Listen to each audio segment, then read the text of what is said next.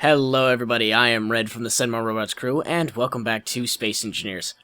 So, I just wanted to start a new little thing, just doing showcases, or spotlights, really. And I kind of have seen a bunch of things in the workshop and everything, and there's a lot of ships that I really enjoy looking at, and there's some other things out there, especially with planets coming up. People have made so many ships and ground-based units that I figure it's time we just started to show them all off. So without further ado, I will introduce my first spotlight of this time, and off we go. Alright, so for my first one, it is the Anubis Heavy Destroyer from the Treeman. And to be honest, I saw this and it has two reasons why I really enjoy it. First reason is that it's a very simple ship design. Like, it has all the things it needs to be a proper ship, I mean, just to kind of get through the galaxy. And for me, I mean, it doesn't overall feel like a heavy destroyer, but it gives me that feel definitely of a hardcore exploration ship. I mean, heavy destroyer probably comes from the fact it has so many guns on it. I mean, I think it has a total of, I think it's like 6 Gatling turrets and 8 to... Let's actually take a look. See, so there's 2 on each side, there's 2 on the bottom, so I mean, that's 6 right there, 2 more in the back. So that's 8, yeah, so it's going to be a total of 8 missile turrets, which is, this thing is super duper heavily armed, which is pretty crazy. Which is, I mean, that's good, especially if you're going into heavy enemy territory, and this ship is actually well designed for a kind of incursion into enemy territory because it actually maneuvers pretty fast. It has a lot of thrust, a lot of forward thrust, which will get it into battle pretty quickly. And with so many guns on it, it could intercept so much. One idea I really liked was these decoy blocks. Like, this is really actually entertaining. Whether this is actually like a functional design and meant to like deter missiles and everything like that, or if it's just an aesthetic, it isn't a unique idea because it throws on the decoy blocks right on the outside, which gives you the opportunity to try to deflect more missiles. But without further ado, let's go on inside, and you can see they put the beacon up there, which is a nice little setup. That's actually really cool, really well done. Let's head on inside. So, this is a nice little airlock he has set up right here, or she, the Treeman. Nice little system, just nice and easy. It's just a 2-door system. All of this is vanilla too. None of this is modded. There's no changes or anything like that. If we were to open that other door, this is actually entirely depressurized. I've done that 3 or 4 times now as I tried to explore the ship. This is in DX11 as well, so everything's a little bit darker, hence why I have my lights on. You see the shadows casted. I really like the color combination they did here because the yellow and this, like, I don't know. I don't know if it's supposed to be black or blue, but this blue looks amazing. It's a really nice blue, especially with... I like this splatter look, this kind of worn, edged look. Since this is a reactor room, there's only one large reactor that actually powers this bad boy. There's plenty of stuff on here, like the ventilation system and all sorts of other things. What is this? These are the conveyors for the guns and whatnot. But moving on, we're actually going to move on down to the hangar right here.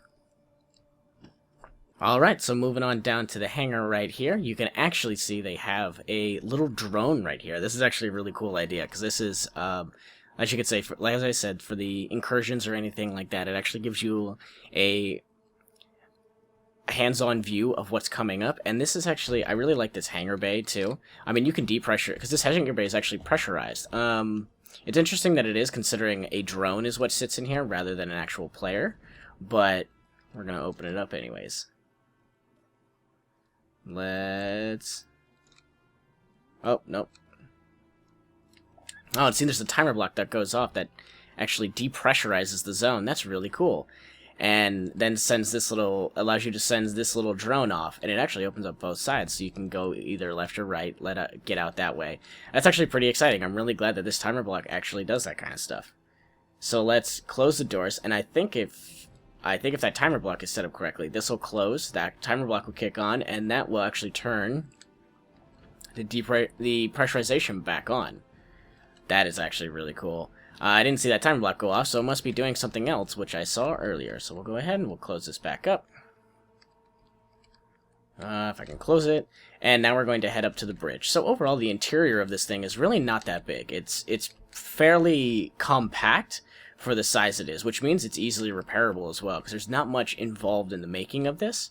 You can actually fix this up really nicely and send this back off into combat really quickly. We're going to head on down. As you can see, there's the 2 timer blocks left and right.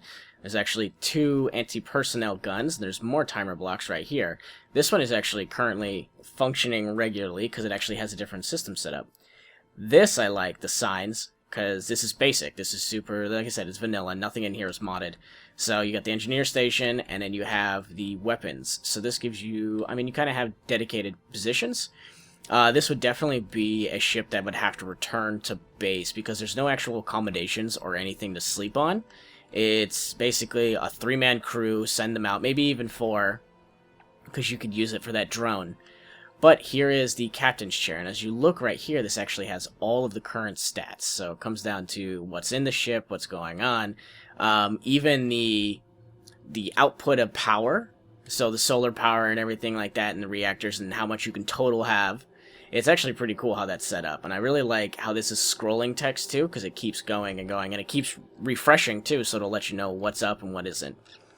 So as you can see, this is the exterior of the ship, and currently the sun is on a rotation, so you can actually, there's only 4 solar panels on this thing, but if you rotate it correctly, or if you're in a zone where you're able to get more direct sunlight more regularly, you could definitely have a reoccurring source of power regularly. And it, you know, again, with planets and everything like that, this is going to be an interesting ship, because this will go into combat over solar systems, over a planet, maybe do orbital bombards, or you can send down that little drone into the planetoid and see what is available out there.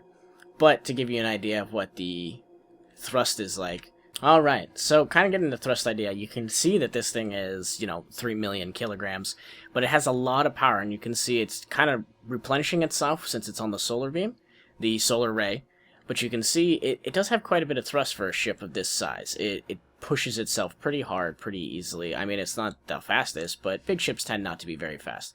But overall, I really like this design. I like the way it's shaped as well. It kind of has that, I don't know, that mag cannon kind of look to it. It's really cool. They did a great job. Treeman did a fantastic job on this ship, and I really like the way it performs. I really like the simplistic idea of it and how easy it would be to implement into a fleet or an armada of sorts, because this would be easy to build, easy to produce, and easy to repair. Well, thank you guys for joining me on this one. I am Red from the Cinema Robots Crew. Give me a thumbs up if you like this. I'd like to do more spotlights in the future, to kind of get those out a little bit more regularly. Tell me what you thought. Tell me what I can do better. But as always, remember who you are and what you are. Don't go causing any trouble out there in those crazy galaxies. And always remember, that sun rotation will kill your solar panel builds. Bye, guys.